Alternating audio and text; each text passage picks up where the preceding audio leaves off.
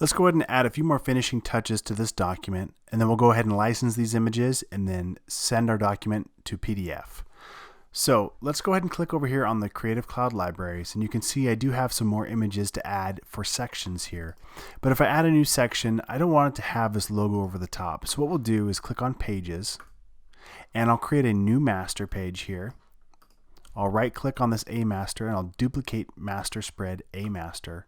And that way my guides come along and everything else here if I wanted to keep it. But I don't want to keep the logo, so I'll go ahead and click once on here to delete that logo image.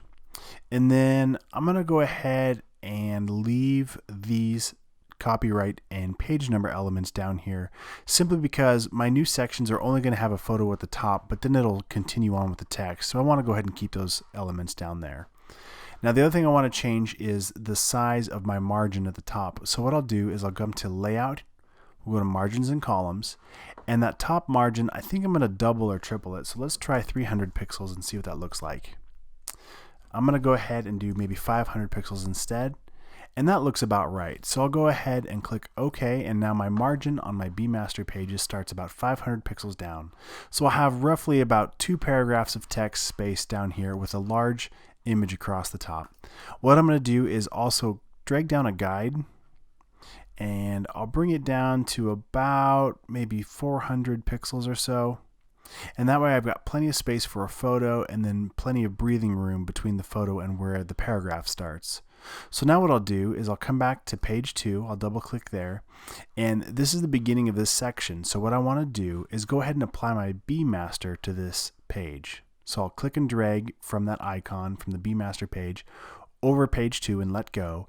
And now you'll see my logo goes away and also my margin moved down considerably. So I'll click once on this text box with my move tool. I'll grab this handle and I'll just scale it down so that way it starts within that guide, and then I can see that I have my ruler across the page too. So let's go ahead and bring over another photo for this first section. And since this talks about fitness beginning and ending in the kitchen, we'll go ahead and grab my kitchen photo. I'll drag and drop, getting my loaded cursor, and I'm going to hover over the top left of the document till my arrow turns white. Then I'll click and drag towards the left until I fill the screen, and you can see that I come down much further than I wanted to. So I'll go ahead and just drag up with that handle with my move tool, and it's going to mask. Now if I needed to rearrange where that mask happens, I can click on this circle right here in the middle, and it's going to move my photo but keep the mask intact. Alright, so now what I want to do is go ahead and add the other section photos. So I'm going to come back to my pages and I'm going to scroll down, and one thing to keep in mind is because we lost a considerable amount of text space up here, as we move things down, we're going to have overset text at the end of our document again. So we'll have to keep that in mind as we work. I'm going to go ahead and jump to this next section here, and you see that it actually falls right in the middle of this page. So what I want to do is come to my paragraph style. I'll click on my H1, and I'm going to change the paragraph rules, specifically the keep options. So if I click on this option here, and I can choose to start the paragraph on the next page. So this paragraph is always going to start at the top of the next blank page instead of starting in the middle. I'll click OK, and now we can see that any new section starts fresh at the beginning of a new page. Now I've got my title in this text box here, so I'm going to highlight it, hit Command X to cut it, hit the delete key once, a couple times here, and that brings that first heading where it should belong. And that title, I'm just going to click and drag on my cover page and hit Command V to paste it, and I'll come back to that later. So let's go back down our document here, and you can see that we have a considerable amount of blank space down here. And then our new document starts fresh on this page. So I'll come back to my pages, and we're on page 4, and I'll apply that B master to page 4, and I'll resize this down, and I'll grab another image here. So for healthy food choices, we'll go ahead and grab one of these images and drag it over.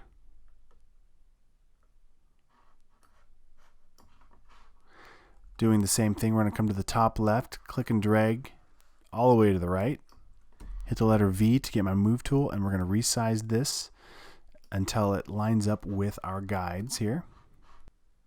And there we have a brand new section heading for section 1 here. So let's just kind of quickly recap what this is looking like. It looks pretty good. We do have a lot of space here that we can fill if we're trying to keep each section starting fresh like this. Alright, so that looks good, and let's go ahead and create our third section. So what I'm going to do is where this falls on section 2, this is page 6 currently, I'll drag down my B-Master again. We'll scale this text down so it's at the top of our margins, and we'll bring over one more image here from our library. Click and drag, and there we go. I'm just going to resize this mask one more time. So now we've got pretty even, consistent branding all across the document. It's a good time to save, so I hit Command S to save this. And now we've got some overset text. So what I'll do is jump back to my pages here. We're on page 7. I'll add a new page at the bottom. Come back to page 7. Click on that little plus sign here. Come over to page 8. And then shift click on that margin to reflow the rest of our text. We have our action steps here at the end of the document. We'll add one more photo here, so I'm going to drag over that B-Master to remove the logo and to change our guides here so we have plenty of space for that image. We'll grab one more image here.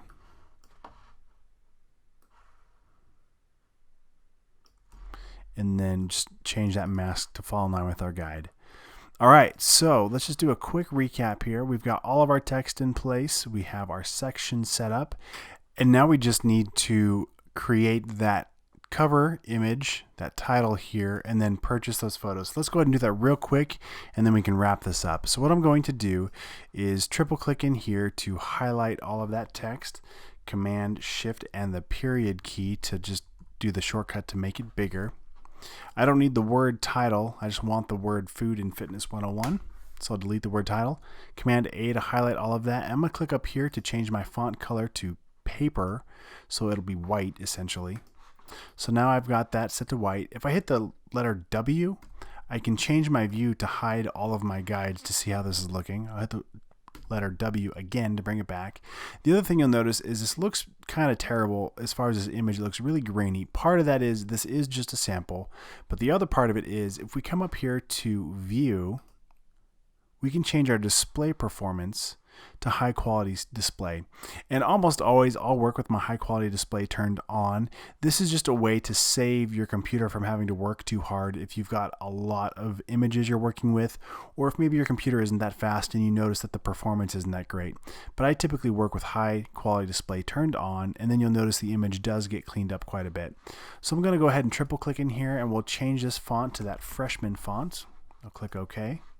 And I'm going to make it much bigger, so I'm just going to keep hitting Command Shift and the period key to get the font much bigger, and I'm going to hit Command Alt and the down arrow to change my leading here. I'll click on the move tool, and you'll see that we've got overset text because it's too big now, so I'm just going to drag this text box larger to make it all fit. Triple click in here one more time and just kind of nudge the fonts into place. And last, let's just go ahead and click once, and I'll hit the letter E now to get my free transform tool, because I want to just scale this up just enough that it lands within both sides of my guides here, so it's balanced. And I'll drag this down here. I'll hit the W key one more time just to see how this looks without any guides on. Alright, so we're ready to purchase the images and then ship this off here. So let's go ahead and start by jumping over to our Creative Cloud Library section. I'm going to find this first image here for the cover. I'll right click on it and I'll click on License Image. And it's going to ask me if I want to use one of my 50 licenses. So I'll click OK, and it's going to automatically start updating that image. Move to the top, adds a blue check mark showing me that it is licensed, and once it's done syncing, this watermark will go away. Now let's go find those other images. We've got the image of the kitchen here, so I'll find that image. We'll right click, license image, and I'll hit OK. We'll come down to the next one right here of these foods, right click, license image. I'll hit OK. And this guy, click on that once, right click, license image, and I'll hit OK. And last but not least, we've got this blue image here. I'll right click, license image, and I'll click OK up here. Now once all those licenses finally sync up here, you can see the watermarks will go away. My cover looks good now. If I scroll down, some of them are still syncing with the cloud. But once they're all done, I can go ahead and export this file. So I'm just going to do one more pass at it and just kind of look at things. And one thing you'll notice here, I do have some overset text, but I'm going to leave this here for just a second.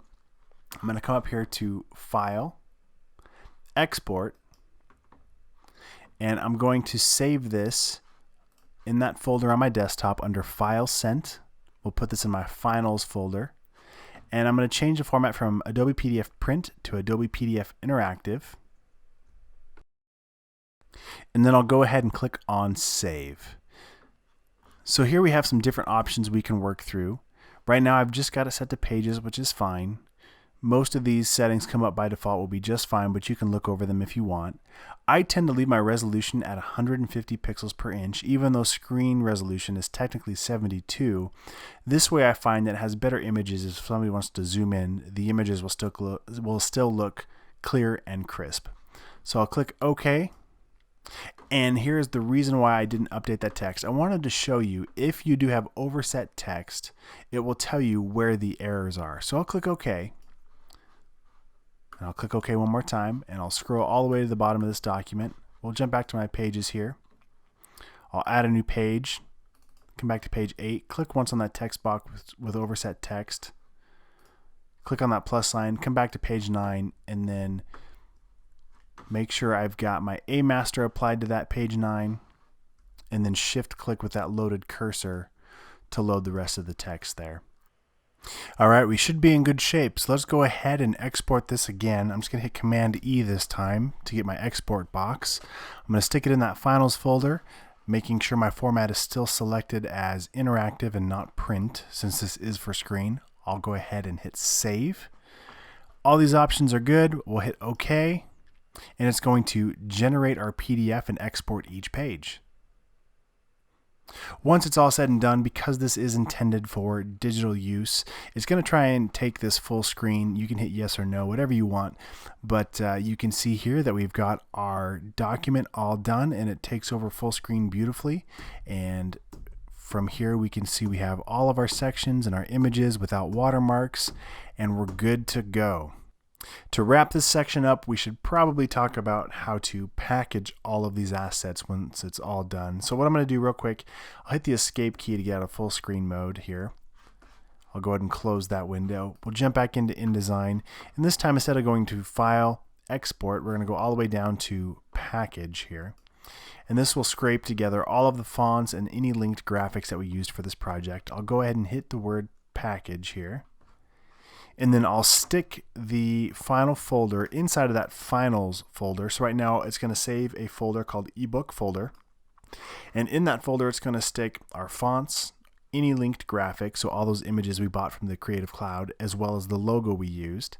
It's going to update all of those links, so instead of being linked to the cloud, they'll be linked directly to a folder inside of this ebook folder.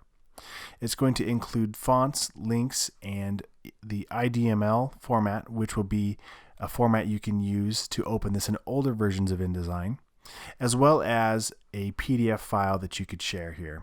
So I'll go ahead and hit the word package down here, and it's going to go ahead and create our InDesign package. Once it's all done, I can jump over into Finder, and I can find that ebook folder. And inside of there we have our document fonts that were used. We have our IDML format, which again is a way to open this in an older version of InDesign. We have our new InDesign file, which is an editable version with updated links that refer back to these links here in this folder, where we have all those images and all of the assets we need to share the instructions on how to print this and everything should be good to go. So that's it. That is your introductory course on InDesign. I hope you learned a ton, and at the same time, keep in mind there is a ton left to learn with InDesign. It's a super powerful tool, so I highly encourage you to poke around and see what else you can do.